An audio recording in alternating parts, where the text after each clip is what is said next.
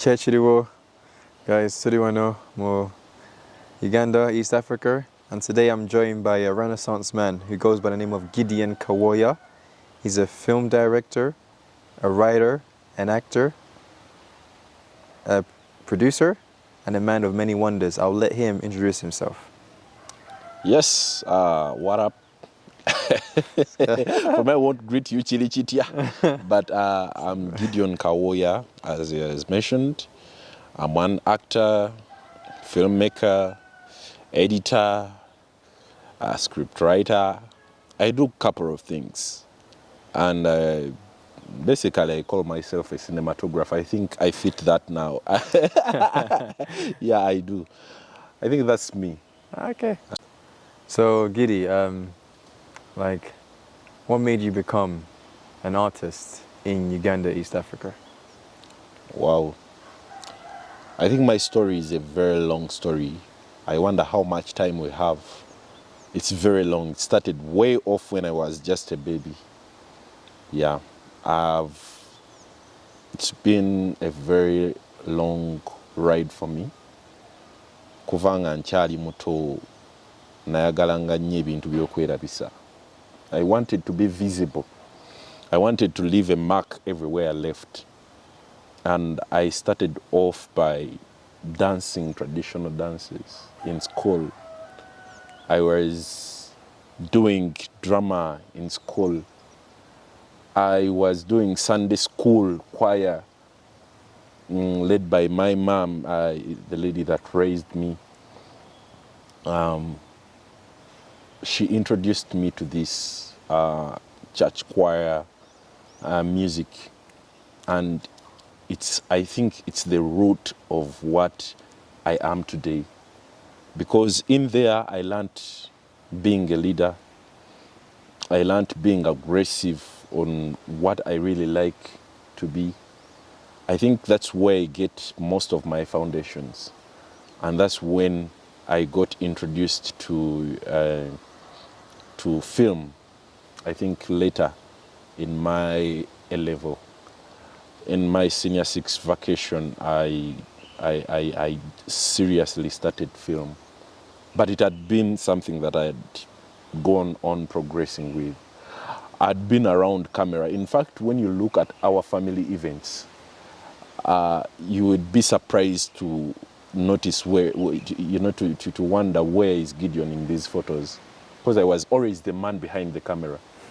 Starting from the small cameras that we had, the Kodak cameras, I've witnessed all these, and I was always behind them. And every time I looked into that lens, I wanted to tell a story. Even from the people who were at the back, I always gave them poses, do this. And that's how I think this grew in me, and I reached the place where I'm at now. So, Giddy, what role did your dad and your mom play in you finding your groove as an artist? My dad and my mom, it's such a pity that right now they are not around. They are dead. It's a pity. But a little bit a background about me is I wasn't raised by my mom and dad. I was raised by my uncle and her wife, and I've always considered those as my mom and dad. My dad was in London, and my mom was here in Uganda, and here I was always living with my uncles. I'm actually I'm a single kid with my mom and dad, but then I have half brothers and siblings. I have two of my siblings, Rajab and Yasmin, in London. I have Linda here in Uganda. She's 5 days older than me. And then I have Matthew. Matthew is 11. I think that's the last born of our father. Our father died when Matthew was 4 years old. And the role they have played in my life, the role that they may have played in my life is, it's funny, my mom used to enjoy acting. Actually, in my senior six vacation, it so happened that we had Queen of Katwe shot in the place, in the vicinity where my mom was staying. And she knew I was so into film. She called me over to be part of the casting so that I could be an extra. And this was the first step of me being in the professional film business, actually. When you ask that question first, I was wondering, what did these guys play? They took me to school, of course. But I was wondering, what role did they play to motivate me? But they did. My mom did. My dad was not so much into that. Actually, one time when I was doing my senior 4 exams, I had to do an exam, a practical exam where I had to do a song and also a play. I had to play the tube fiddle. So I was rehearsing one time and my dad was like, "You're making noise for me, go away." So I don't think my dad was interested in that. I think right now he would be happy to see me this, would be supportive if he was around.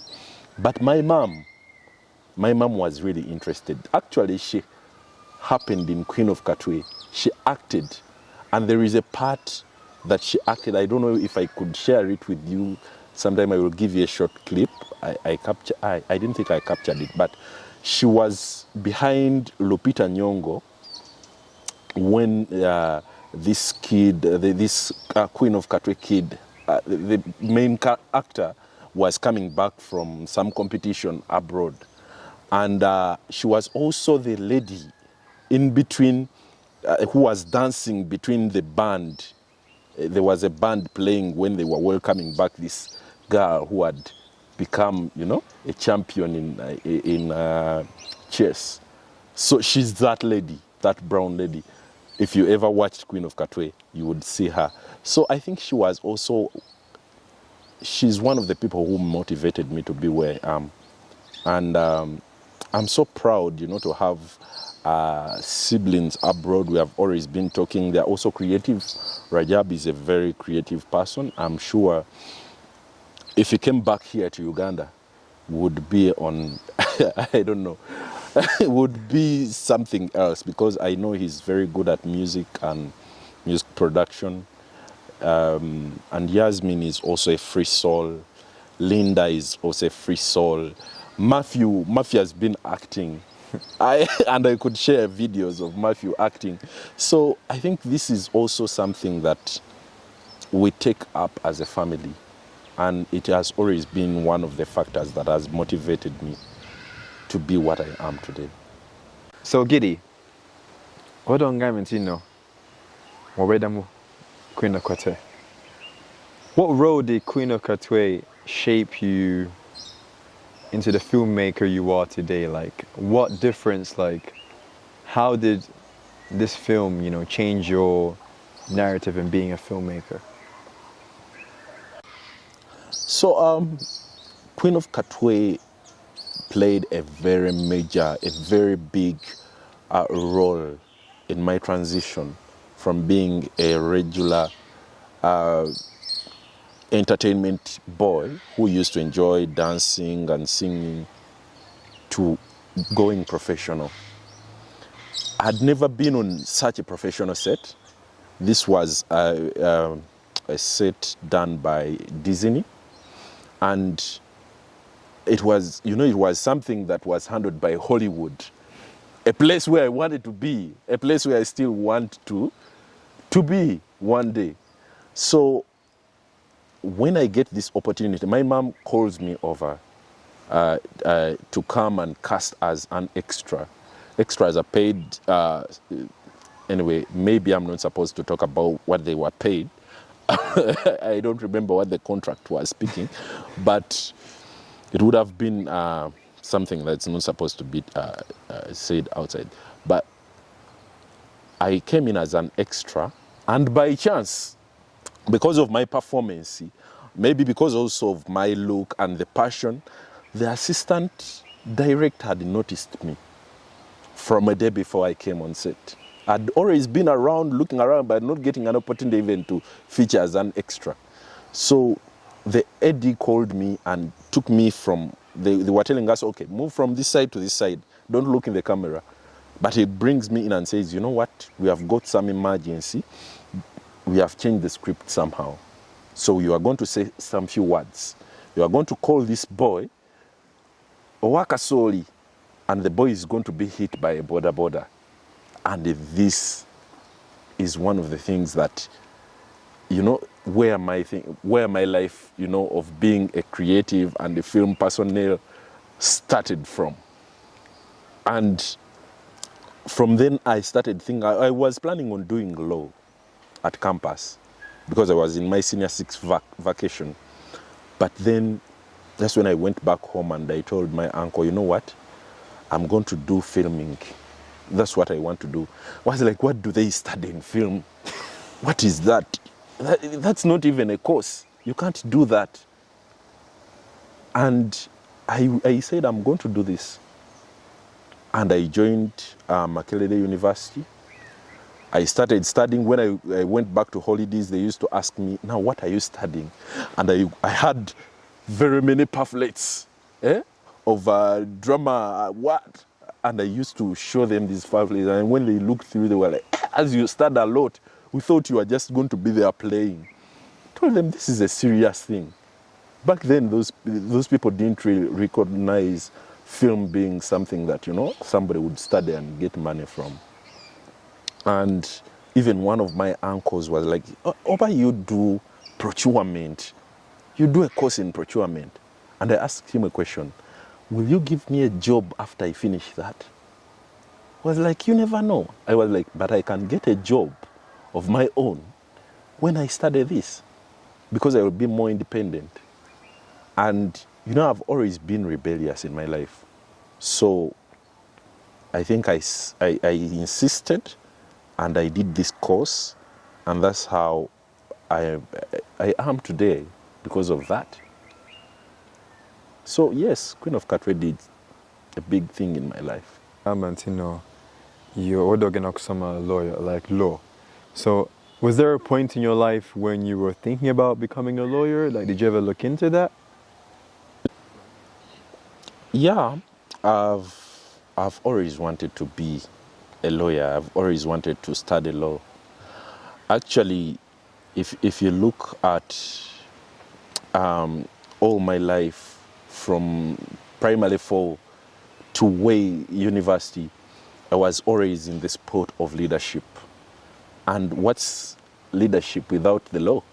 So I always looked at myself as a lawyer, as a person who wants to do law. And actually there is one of my headmistresses pinned me when I said I'm going for drama and I'm not going for law. She hated me for that. And if she ever watches this video, I'm sorry. I'm sorry that I didn't follow her advice and I went for my passion. Because me and film and creativity and the creative space and art, that has always been my drive. That has always been my passion. However, law came in that in my vacation after senior 6, I looked around for jobs. So when I go to campus first year, I get this opportunity whereby they wanted senior 6, a person with a senior 6 certificate to be a process server in the judiciary. And I get this job. And I did that job for the last 7 years. I was working in court. I was attached to Kachiri Court. And I was doing, was a process server, though much of the work I was doing was for a clerk. And what was the best way for me to even do it better? I needed maybe to go and do a diploma in law so that I become a clerk, or go for a law course so that I become maybe a magistrate or a lawyer, if I wanted to still stick to that space. But still, I always had this thing that I wanted. I had a passion. I had a calling to be a filmmaker. I really wanted that.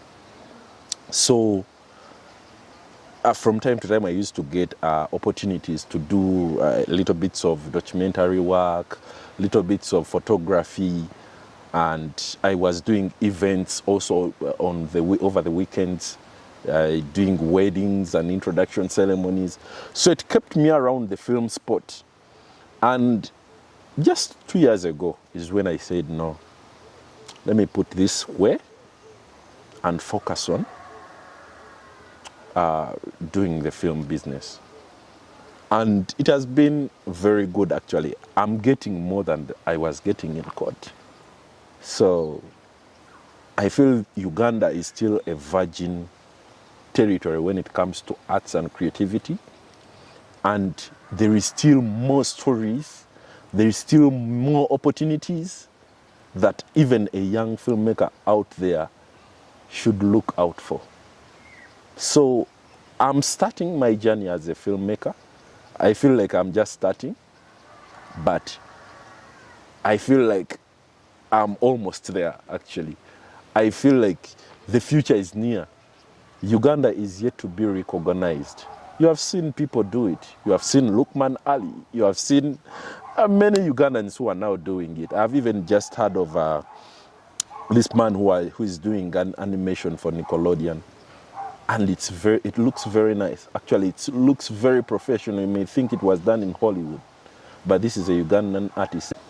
So, Giddy, as you were mentioning before, regards to the Ugandan creative scene, which brings me to this question: like Raymond, the artist, who's got a show on Disney Plus. He's also doing graphic work for my cousin's publishing company called Kunda Kids with her husband Deli. She's based in London, but I believe that Raymond's doing some of the animation for the YouTube page. And off camera, you told me, you were collaborating with Lukman Ali. And backstory: when I was in Uganda, when I was in London last year, it was my cousin Agasha who told me about Lukman, and she was like, "Yo, Shaq, check this guy out." Checked him out. I was like, "Right, like, there's actually someone who's killing it in Uganda," and of course, I knew you were doing it as well. So my question is like, what's your views on the Ugandan creative scene in Uganda, East Africa? Yeah. Yes. Raymond, this guy is. I just know I don't know him as we have not met in person, but I've seen some of his work, trailers and so on of his animations, and I think what I was talking about is we have this new talent in Uganda, and it's actually little. We need more people like that. We need more people like Raymond, to fill up the Ugandan industry, and it would be noticed. I'm sure it has already started being noticed.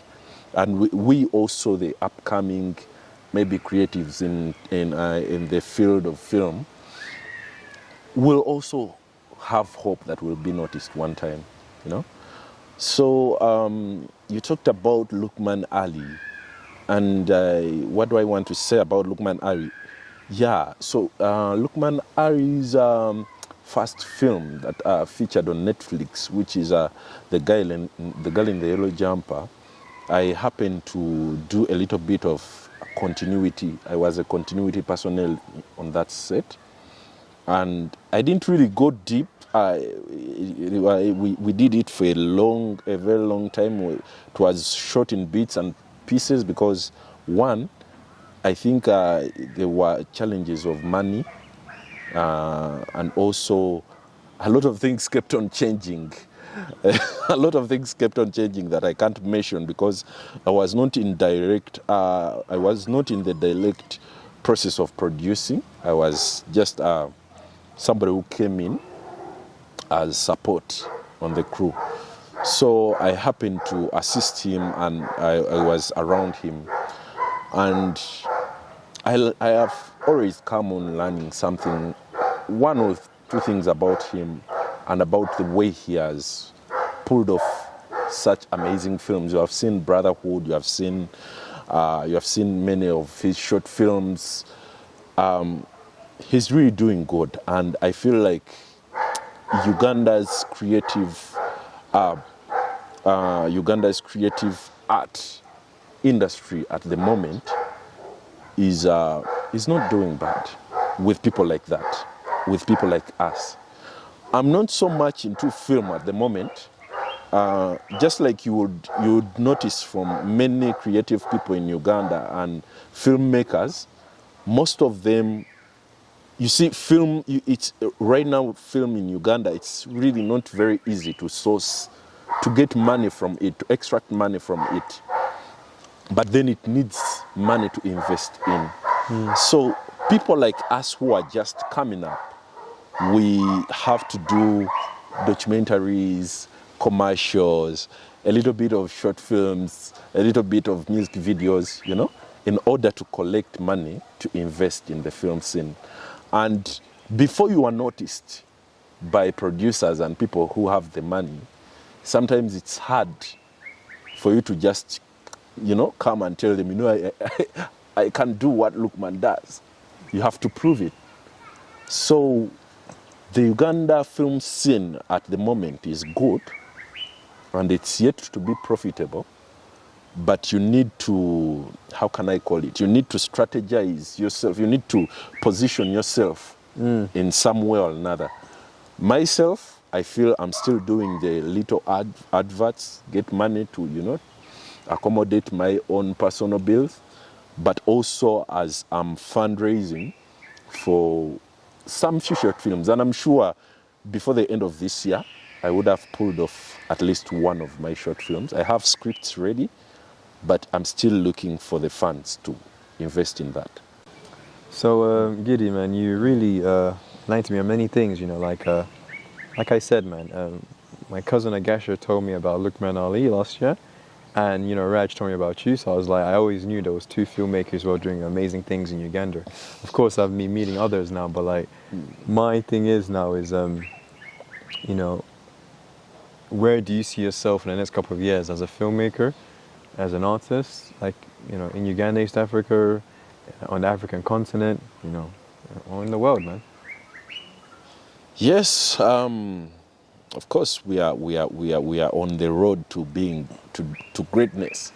Like I said, the Uganda film industry is still a virgin territory that has not yet been tapped into the fullest, and I'm sure I'm one of those people who will have something up there.